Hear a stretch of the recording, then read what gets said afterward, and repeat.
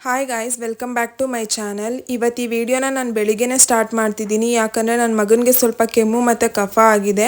ಈ ಟೈಮಲ್ಲಿ ನಾನು ಮನೇಲೇ ಒಂದು ಔಷಧಿ ಮಾಡ್ಕೊತೀನಿ. ಅದೇನು ಅಂತ ನಿಮಗೂ ಗೊತ್ತಾಗಬೇಕಂದ್ರೆ ವಿಡಿಯೋನ ಕೊನೆವರೆಗೂ ನೋಡಿ. ಈ ರೆಸಿಪಿಗೆ ಬೇಕಾಗಿರೋದು ಒಂದು ವೀಳ್ಯದೆಲೆ, ಒಂದು ಎಸಳು ಬೆಳ್ಳುಳ್ಳಿ, 2 ಬ್ಲ್ಯಾಕ್ ಪೆಪ್ಪರ್ ಅಥವಾ ಕರಿಮೆಣಸು ಮತ್ತು ತುಳಸಿ ಸ್ವಲ್ಪ. ಇದು 4 ಇದ್ರೆ ಸಾಕು. 3 ದಿನದಲ್ಲಿ ಎಲ್ಲನೂ ಆಲ್ಮೋಸ್ಟ್ 80% ರಿಲೀಫ್ ಆಗುತ್ತೆ.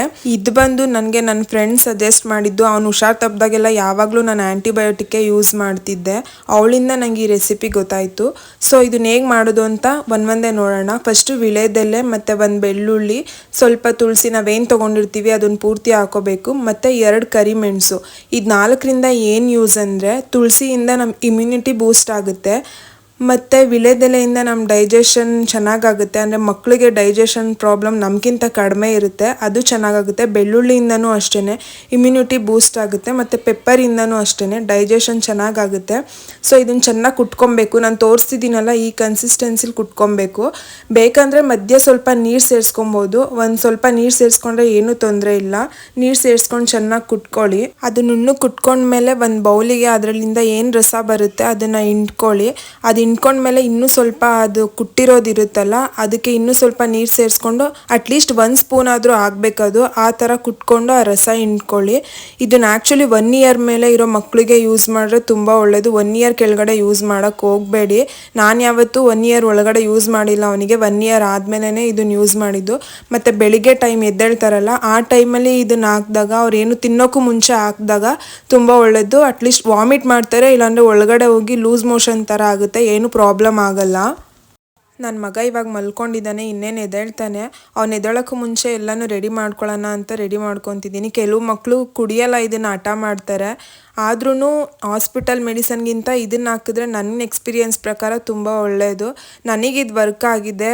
ಯಾರ್ಯಾರ ಬಾಡಿ ಹೆಂಗಿರುತ್ತೆ ಯಾವ್ಯಾವ ಮಕ್ಕಳದು ಅಂತ ಗೊತ್ತಿಲ್ಲ, ಬಟ್ ನನ್ನ ಬೆಸ್ಟ್ ಫ್ರೆಂಡ್ ಸಜೆಸ್ಟ್ ಮಾಡಿದ್ಮೇಲೆ ನಾನು ಇದನ್ನು ಟ್ರೈ ಮಾಡಿದೆ. ಮತ್ತು ಇದೆಲ್ಲ ಆದಮೇಲೆ ಇನ್ನೊಂದು ಮೇಯ್ನ್ ಥಿಂಗ್ ಏನಂದರೆ, ಚಾಕು ಇರುತ್ತಲ್ಲ, ಚಾಕುನ ಚೆನ್ನಾಗಿ ಬಿಸಿ ಮಾಡ್ಕೊಳ್ಳಿ. ಅದು ಕೆಂಪು ಬಣ್ಣಕ್ಕೆ ತಿರ್ಗೋವರೆಗೂ ಚೆನ್ನಾಗಿ ಬಿಸಿ ಮಾಡಿಕೊಂಡು, ನಾವೇನು ಈ ಕುಟ್ಕೊಂಡು ಒಂದು ಬೌಲ್ ಒಳಗಡೆ ರಸ ಹಿಂಡ್ಕೊಂಡಿರ್ತೀವಿ ಅದರೊಳಗಡೆ ಅದನ್ನು ಅದ್ದಬೇಕು.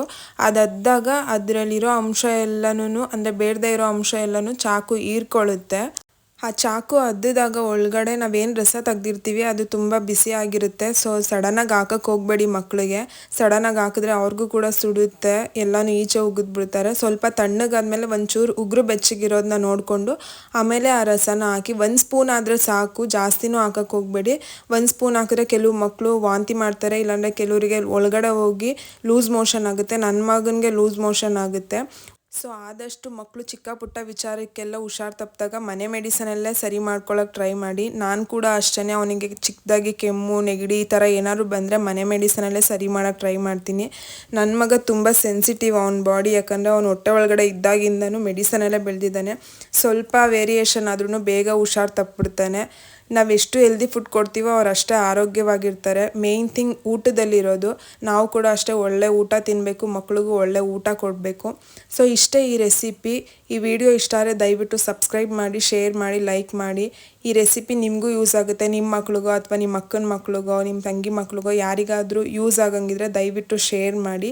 ಏನಾದರೂ ಡೌಟ್ ಇದ್ದರೆ ಕಮೆಂಟ್ ಬಾಕ್ಸಲ್ಲಿ ಕೇಳಿ, ನಾನು ನಿಜವಾಗ್ಲೂ ರಿಪ್ಲೈ ಮಾಡ್ತೀನಿ. ಇಷ್ಟೇ ಈ ವಿಡಿಯೋ. ನೆಕ್ಸ್ಟ್ ವಿಡಿಯೋ ಅಲ್ಲಿ ಸಿಗ್ತೀನಿ. ಬಾಯ್.